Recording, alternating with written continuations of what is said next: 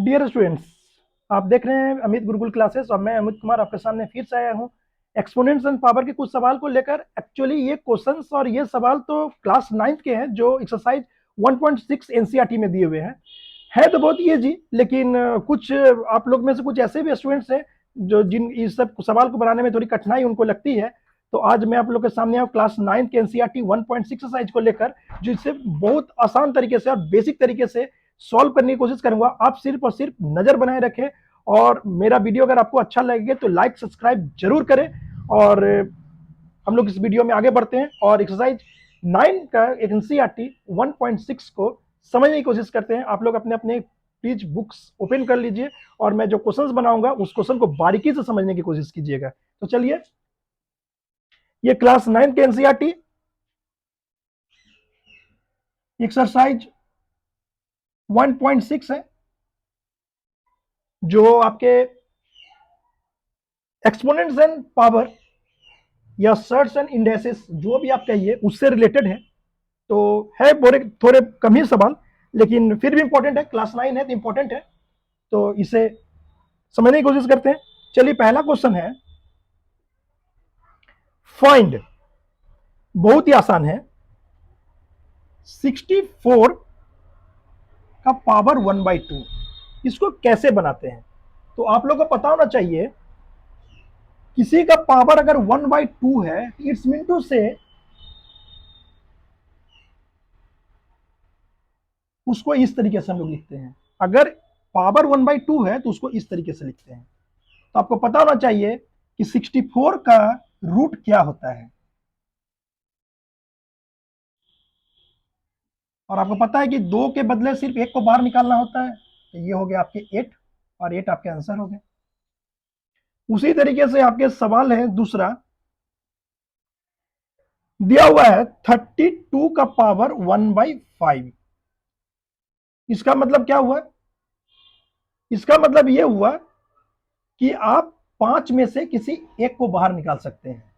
5 में से किसी एक को बाहर निकाल सकते हैं। इसको बनाने का 2 तरीका है, लेकिन चलिए एक एक करके बनाते हैं। सबसे पहले ऐसे कर लिए और इसके अंदर यहां पर 5 लिख दिए, और 32 को हम ऐसे लिख सकते हैं। देखिए 1 2 3 4 5, अब देखिए मल्टीप्लाई करने पर 32 आ रहा है, आ जाएगा। तो देखिए ये 5 के बदले बस एक डिजिट बाहर निकलेगा और वो होगा 2, क्योंकि 2 5 है, 5 निकल। इसको एक तरीके से और निकाल सकते हैं।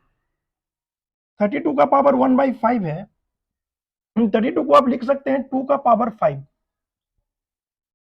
32 को लिख सकते हैं 2 का पावर 5, और पहले से 1/5 यहां दिया हुआ है। और जब इसका बेसिक क्या होता है, ए का पावर m और ए का पावर n अगर हो तो इसका फॉर्मूला होता है mn। बस उसी तरीके का है। 32 का पावर 5 और 1/5 पहले से है तो ये मल्टीपल में हो जाता है, और इसको काट दीजिए। देखिए इसका आंसर 2 आ जाएगा। ये 2 आपका आंसर होगा। चलिए, उसके बाद का सवाल आप खुद से बनाइएगा। अब क्वेश्चन नंबर 2 पर हम लोग आते हैं।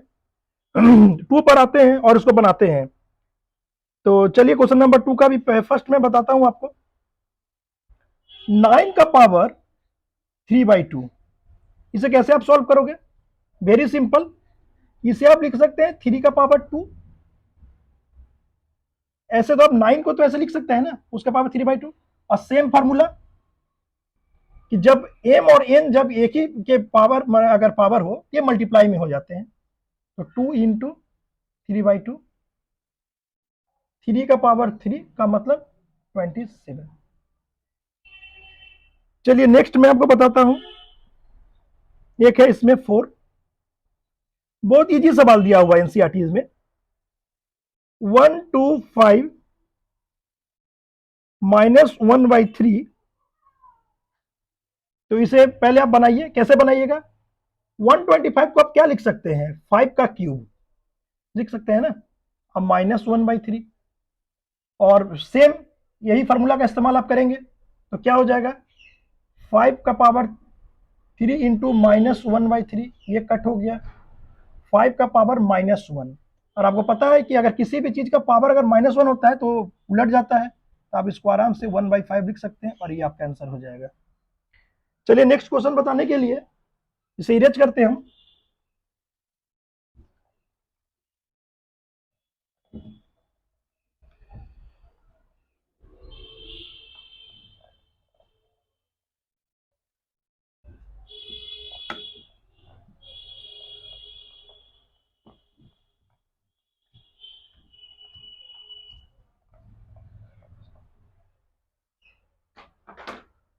चलिए 3 में आइए, 3 में भी सिंप्लीफाई है, तो चलिए सिंप्लीफाई के भी दो क्वेश्चन बनाते हैं। फर्स्ट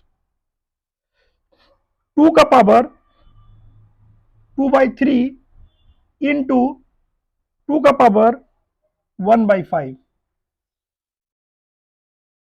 तो बेसिक्स में आइए, बेसिक्स में मैंने आपको क्या बताया था, अगर बेस सेम हो तो उसके पावर्स ऐड होते हैं। इसको हम क्या लिखेंगे, 2 का पावर 3/5 प्लस, सॉरी 2 का पावर 2/3 प्लस 1/5। तो चलिए इसको लिखिए, 2 का पावर 15, 5 2 जा 10 एंड 3 का मतलब इसको हम लिख सकते हैं 2 का पावर 13/15 और ये आपका आंसर। चलिए एक सवाल और बनाते हैं इसका। ये है क्वेश्चन नंबर थर्ड। ये कहता है 11 का पावर 1/2 डिवाइडेड बाई 11 का पावर 1/4। तो इसको कैसे सॉल्व करेंगे, तो मैंने बेसिक्स में बताया था एक फार्मूला कि अगर सेम बेस का अगर डिवाइड में अगर हो तो उसके पावर्स सब्ट्रैक्ट होते हैं। तो चलिए इसको 11 आप लिख दीजिए, सबसे पहले ऊपर वाला उसके बाद नीचे वाला पावर, इसको ऐसे घेर कर रखिए। 11, 2 एंड 4 का एलसीएम 4 एंड 2 2 जा 4 -1 और इसके आंसर हो गए 11 का पावर 1/4 और ये हो गए आपके आंसर। इसी तरीके से एक्सरसाइज 1.6 क्लास 9 का एनसीईआरटी आपका इसी तरह से खत्म हो गया। इसमें बचे हुए जो भी सवाल है आप उसे बनाइएगा, बहुत ही आसान है, आप आसानी से इसको बना सकते हैं। लेकिन इसके बाद का वीडियो में मैं कुछ अच्छे सवाल एक्सपोनेंट एंड पावर का और जो हायर क्लासेस या फिर कंपटीशन लेवल तक का वो सब सवाल पूछा जाता है वैसे कुछ क्वेश्चंस का कलेक्शन लाऊंगा। लेकिन जब तक आपका ये बेसिकली पूरी तरह से आपका बेस क्लियर नहीं हो जाता, पूरी तरह से जब तक आपका बेस माने अच्छे तरह से आपको फार्मूला वगैरह यूज करने नहीं आता है, तब तक आप उस क्वेश्चन को सही से नहीं समझ पाएंगे। तब तक आप बेसिकली हर क्वेश्चन को बनाइए और जब मेरा वीडियो आए तो उस वीडियो को जरूर देखें। तब तक के लिए बाय बाय।